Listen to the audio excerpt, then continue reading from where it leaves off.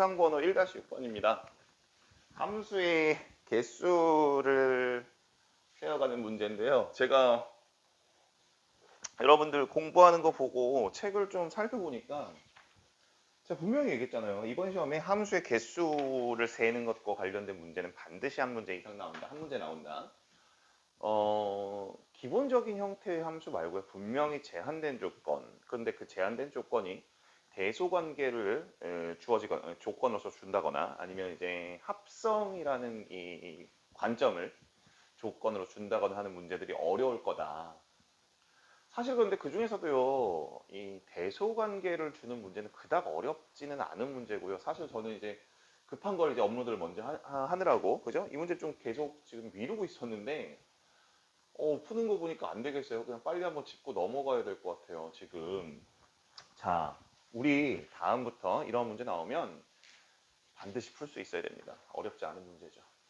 기본적으로 지금 또 한 번 얘기하지만 우리는 이번 시험을 준비하면서 함수라는 단원을 대응의 관점과 그래프라는 관점, 이 두 가지의 관점을 양립적으로 해석하고 싶다. 해석해야만 한다. 에서 가장 기본적인 정의라든지 아니면 개수를 세는 문제는 분명히 대응의 관점으로 이제 우리가 해석을 하셔야 돼요. 개수를 세는 문제. 거기다가 이제 소멸이나 조합 같은 여러 가지 경우의 수를 세는 이런 내용을 얹어서 생각을 하셔야 되는데, 일단 함수의 대응 관계 보시면 이제 정의역으로 이제 구성이 되어 있고요. 자, 공역으로 이제 구성이 되어 있고요. 이런 대응 관계에서 그 관계가 무엇이냐가 바로 이 함수의 이름 또는 종류를 결정한다라고 했으니, 그 함수의 이름이나 종류라는 것은 가장 일반적인 것들, 즉 우리가 중학교 2학년 때부터 배워왔던, 어쩌면 중학교 1학년이기도 하죠. 1차 함수, 반비례, 정비례, 그것이 곧 분수함수가 되는 것이고요. 2차 함수, 여러 가지 내용으로 이제 일반화되어서 나타나는 것이고요. 우리가 문제를 풀다 보시면 아마 느끼셨을 거예요. 이 각 학교 선생님들, 즉 이 문제의 설계자들, 시험 문제의 설계자들이 완전히 새로운 언어, 완전히 새로운 관점으로 이 함수를요, 이 대응 관계를요, 설계를 해놓는다. 여러분들이 해석을 하셔야 돼요. 그죠? 차치하시고, 어쨌든 이렇게 정의역과 공역에서요, 우리는 이제 대응의 관점에서 이제 함수 개수를 센다. 그럼 화살표를 쏘고 받는 이런 관계로 생각하자. 다시 한번 정의역은 쏘는 놈, 쏘는 녀석. 공역이 뭐예요? 받은 놈이 아니라 받을 놈이에요. 아직 받지 않았잖아요. 그래서 정역의 원소를 아마 한 1, 2, 3, 4, 공역의 원소를 1, 2, 3, 4, 5 정도로 보시고요. 자, 우리가 분명히 배웠어요. 상수함수는요, x가 1에서도 k, x가 2에서도 k, 임의 실수 xn에서도 항상 k 값을 가져야 돼. 즉 x의 값이 네가 누군지 모르겠지만 하나의 함수 값으로 결론 지어져야 돼. 당연히 공역의 원소의 개수만큼 나온다 라든지.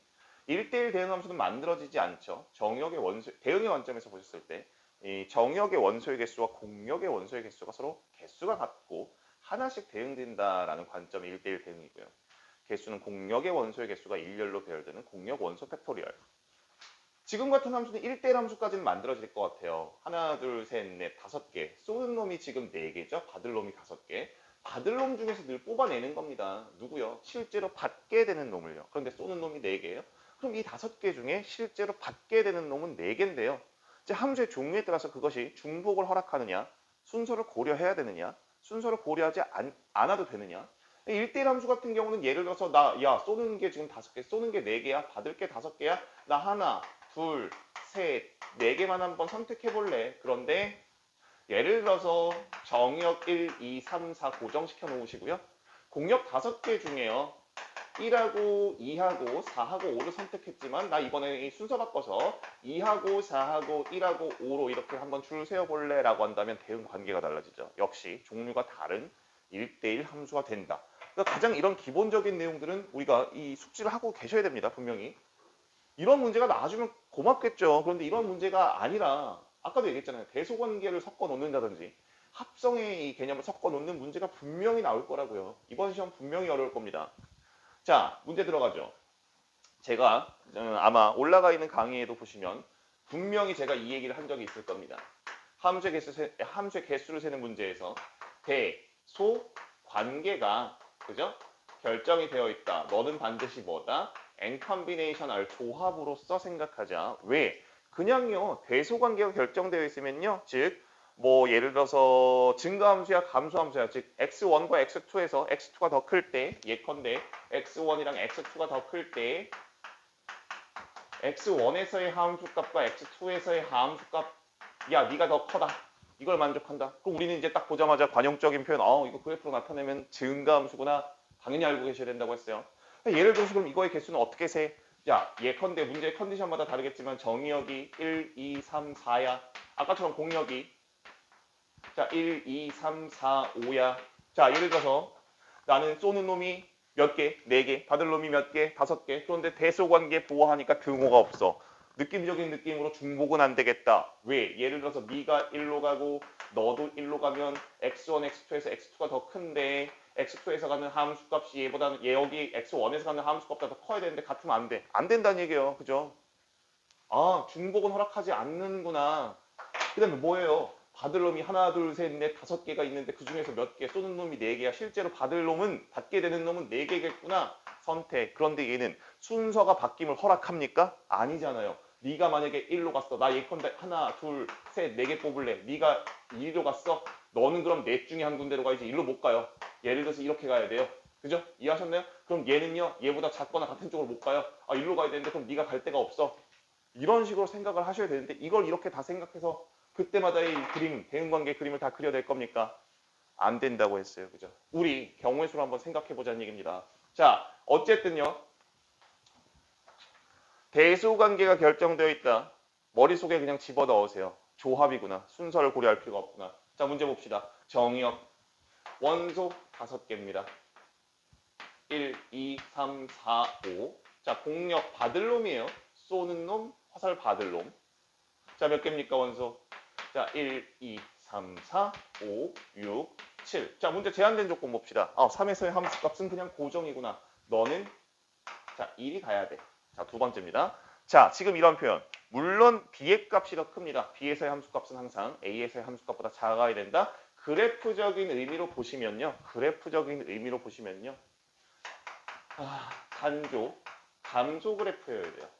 즉 기울기가 음순위 1차함수라든지 밑이 1보다 작은 지수함수라든지 이런 것들이죠. 지금 이 문제 그걸 묻는 게 아닙니다. 그죠? 개수 세자는 얘기예요? 그런데 이렇게 단조 감소의 관용적인 표현이기도 하지만 지금 이 문제에선 더 중요한 의미가 무엇입니까? 뭐야? 대소 관계가 뭐가 되어 있어? 결정이 되어 있잖아. 뭐다? 너는 어쨌든 조합으로 이 경우의 수를 세 보아야겠구나 라고 받아들이는 게 맞죠. 자, 볼게요. 자, 3은 3으로 갔습니다. 4에서의 함수값은 어때요? 예를 들어서 네가 3이고 네가 4야. 그럼 3에서의 함수값, 4에서의 함수값 보세요. 3에서의 함수값이 너에서의 함수값보다 커야 돼. 네가 1이 가든지 네가 1로 대응되든지 안 된다는 얘기입니다. 너의 함수값보다 작아야 돼. 그럼 네가 예컨대 갈 수 있는 곳은 여기겠구나. 마찬가지로 너도 얘보다도 더 작은 값이어야 되고요. 동시에 얘가 가는 함수값보다 더 작아야 되니까 너네 두 개는 어쨌든 이 두 개 안에서 놀아야겠구나. 자, 너네 두 개가 쏘는 놈이야. 너는 이미 갔어요. 이해하셨나요? 그리고 두 번째, 등호 없다고 했습니다. 얘는 더 이상 받으면 안 돼요. 그죠? 중복 허락하는 문제가 아니죠. 어쨌든 너가 갈 수 있는, 너희 둘이 갈 수 있는 곳은 너희 둘이겠구나. 받을 놈이 두 개라는 얘기입니다. 이해하셨나요? 쏘는 놈이 몇 개예요? 두 개네요. 아니, 받을 놈 두 개 중에 쏘는 놈이 두 개니까 진짜로 받게 되는, 화살을 받게 되는 두 놈을 선택하는 문제에 있어서 자, 예컨대 네가 1위로 가고 네가 2위로 간다. 대소관계 그냥 허락하는 이 경우 하나로 귀결되는 것이지 이게 대응관계, 즉 순서가 바뀐다? 지금 나 조건을 만족할 수가 없다는 얘기죠. 순서 고려하지 않고 받을 놈 두 개 중에 쏘는 놈이 두 개니까 실제로 받게 되는 놈은 두 놈, 그냥 순서 생각하지 않고 선택만 해버리면 그 선택되는 경우가 이 조건을 만족하는 하나의 경우로 귀결되겠다라고 받아들이시는 겁니다. 자, 연달아 곱사건이에요. 자, 나머지 얘네는요. 마찬가지예요. 이리로 갈 수 없죠? 얘보다 큰 값으로 가셔야 됩니다. 얘네 두 개가 모두요. 받을 놈이 몇 개죠? 4개네요. 나 예컨대 너하고 너 선택했어. 그럼 2에서의 함수값은요. 당연히 1위로 가셔야 되고요. 1에서의 함수값은 1위로 가는 이 경우 한 가지로 귀결되는 겁니다. 나 조건을 충족하는 한 가지의 경우로 귀결되겠다. 선택만 하시면요. 역시 받을 놈 4개 중에 2개만 선택하시면 1 곱하기 6입니까?